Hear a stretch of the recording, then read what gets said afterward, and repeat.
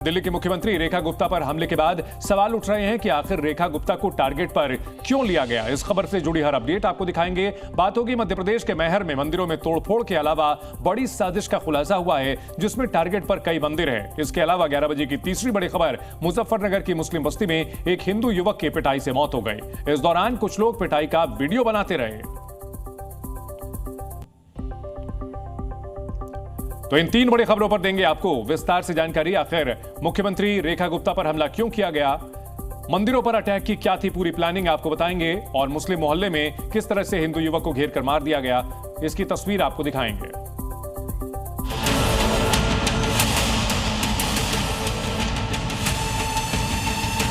जन सुनवाई चल रही थी दिल्ली सीएम के आवास पर, अब दिल्ली की सीएम पर हमला करने की कोशिश की गई।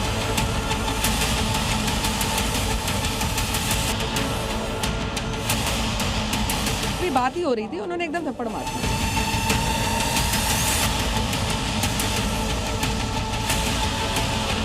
गंदे कपड़े, शराबी की हालत, हाथ में कुछ कागज ले रहा था।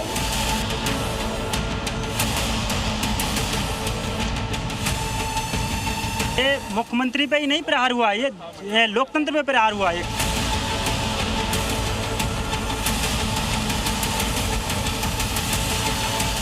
तो राजेश खिमजी, उसकी मां का यह कहना है कि वो पशु पक्षी प्रेमी है, और इस बारे में उसने हमला क्यों किया ये जानकारी नहीं मिल पा रही है। अब सवाल ये उठता है कि क्या जो सुप्रीम कोर्ट का आदेश है, डॉग लवर्स को जो खटका है जिसके विरुद्ध विरोध प्रदर्शन किया जा रहा है, राजेश खिमजी की मां का कहना है कि वो पशु प्रेमी है, तो क्या इस मामले में ये डॉग लवर का जो कनेक्शन होता है ये हो सकता है, एक बड़ा सवाल है। लेकिन इन सब के बीच अब पड़ताल की जा रही है कि आखिरकार राजेश खिमजी ने क्यों हमला किया सीएम रेखा गुप्ता के ऊपर, जबकि वो रहने वाला गुजरात के राजकोट का है। तो दिल्ली के मुख्यमंत्री की जनसुनवाई में पहले वो पहुंचा कैसे, आखिरकार उसका मकसद क्या था। सीधी सी बात है कि ऐसा लगता है कि वो हमला करने की नीयत से ही वहां पर पहुंचा था और दिल्ली की सीएम को उसने टारगेट किया, हमला किया। बीजेपी की ओर से आरोप लगाया जा रहा है कि इस मामले में राजनीतिक कनेक्शन हो सकता है, हमलावर का कोई पॉलिटिकल कनेक्शन हो सकता है, किसी राजनीतिक पार्टी से जुड़ा हुआ हो सकता है। इन सब के बीच अलग अलग जानकारी। जनसुनवाई के दौरान हमला किया गया जिसमें सीएम रेखा गुप्ता को हल्की चोट आई है। हमलावर ने सीएम का हाथ भी खींचा और आरोपी से अब पुलिस पूछताछ कर रही है। उसे दिल्ली पुलिस ने हिरासत में लिया है। सुबह जन सुनवाई के दौरान मुख्यमंत्री जिस तरह से जनता के बीच में रह के लगातार बात करती हैं, वो बात कर रही थी। ऐसे में एक शख्स उनके पास आता है, कुछ कागज आगे रखता है और अचानक उनका हाथ पकड़कर उनको खींचने की कोशिश करता है। और उस दौरान थोड़ी सी धक्का मुक्की जो होती है, तो कुछ स्वर उनका शायद हल्का सा लगा है किसी कोने पे, और उसके बाद तत्काल लोगों ने उसको पकड़ लिया। कौन है वो आदमी, क्या उसकी जानकारी है, पुलिस जांच पड़ताल कर रही है। तो मुझे लगता है कि आपको तब तक रुकना चाहिए जब तक पुलिस जांच पड़ताल ना कर ले, उसके बारे में जानकारी ना मिल जाए, क्योंकि लगातार उसकी एक बार जांच पड़ताल हो जाए। मुख्यमंत्री की हालत अभी स्थिर है, डॉक्टर्स उनको देख चुके हैं।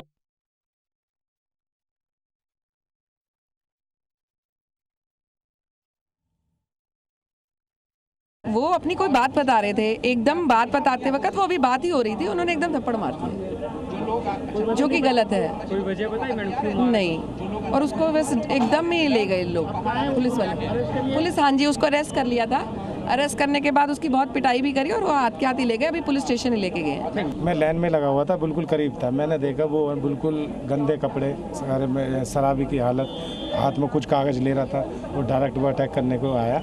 अब इतनी सिक्योरिटी होने के बाद भी सीएम पे कोई हादसा कर रहा है, ये बहुत चिंताजनक बात है। इस पर जल्द कुछ ऐसा हो। हमने उत्तम नगर से आया था कंप्लेंट लेके सीवर की। मेरा नाम शैलेंद्र कुमार है। वो जनता दरबार में गई थी, जनता दरबार में सुनवाई के लिए गई थी अंदर, उसी में थप्पड़ मार दिया। कोई जनता दरबार में जाएगा उसको थप्पड़ मारना गलत चीज़ है ना मुख्यमंत्री को। हम आए हैं, बस इतनी देर में बस मैडम आई है, अंदर से निकली हैं और वो सबसे मिलने के लिए जन सुनवाई के अंदर उन्हें स्टार्ट करने लगी। तो इतनी देर में एकदम वो ताक में था और उसने एकदम हमला किया। कौन था, कितनी उम्र रही होगी, कितना, क्या शख्स देखा था आपने? नहीं, वो कदकाठी मीडियम में थी, आयु का आइडिया नहीं लगता। जी जी, तो कितने बजे ये, मतलब कुछ उसके हाथ में कुछ था? नहीं, वैसा कुछ नजर नहीं आया। वाकया 8:05, 8:10 के आसपास का है।